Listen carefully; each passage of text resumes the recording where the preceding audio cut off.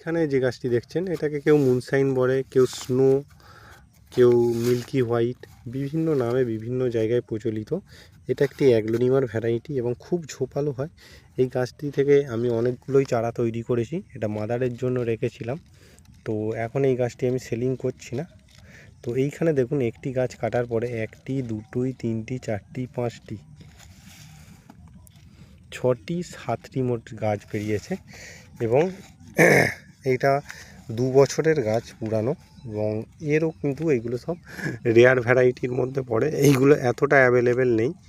তো এর যে কাটিংটা নিয়েছিলাম সেটা দেখাচ্ছি।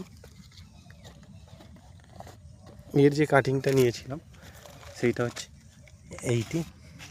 তো এই ধরনের গাছ আপনাদের কিনতে গেলে মিনিমাম 200 টাকা থেকে 250 টাকা খরচা করতে হবে এবং এর কালারটা খুব সুন্দর আসে, একদম বর্ষাকালে সাদা টাইপের হয়ে যায়, খুব ভালো লাগে।